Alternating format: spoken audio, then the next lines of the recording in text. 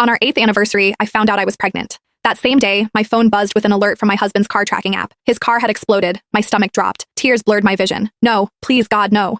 After 8 years of marriage, 4 miscarriages, and countless nights spent crying myself to sleep, I finally had another chance to be a mother. But Adrian wouldn't be a part of it. Our baby would grow up without a father. I refused to accept it. I called Adrian several times. No answer. The tracker showed that his phone was across town, alive. But the app insisted his car had exploded. None of it made sense. I grabbed my keys and drove. Minutes later, I spotted his black Mercedes parked in a deserted lot. It was untouched. No smoke, no damage. Relief flooded through me. The app must have malfunctioned again. It had done that before. Then I paused. Why was he here? Why hadn't he picked up my calls? I stepped out quietly and moved closer. I could see shadows through the dark windows. Then a sound slipped through the half-open window. A woman's moan. A man's low groan. I froze, covering my mouth before I could gasp. My mind screamed at me to turn back, to leave, to pretend I never came here, but my body refused to obey. Through the half-open window, I saw him, Adrian with his shirt open, and his fingers tangled in long dark hair as he kissed a woman's neck. Celeste, my adopted sister. The air left my lungs. My chest caved in, but I didn't make a sound. I pressed myself against the side of the car, hand clamped over my mouth as silent tears ran down my face. Adrian, the man I loved and had been married to for 8 years,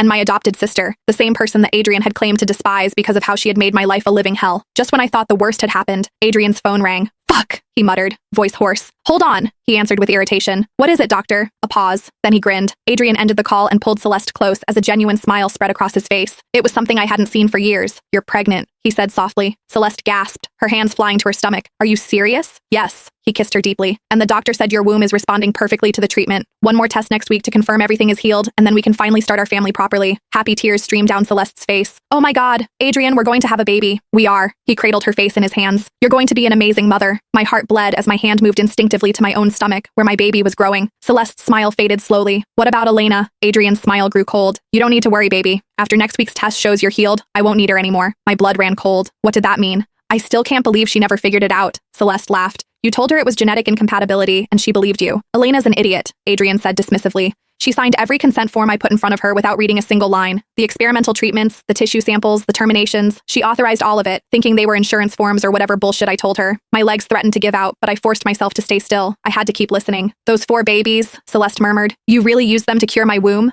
Every single one, Adrian replied without remorse. Different stages of development, different protocols, and it worked. You're cured, and you're carrying my child. Celeste giggled softly. Thanks to Elena's babies. My knees went weak, and I almost dropped to the floor. It became hard to breathe, and my ears rang. My vision blurred, and for a moment I thought I would lose consciousness. My 4 babies hadn't died from miscarriage. They had been murdered by their father, for my sister.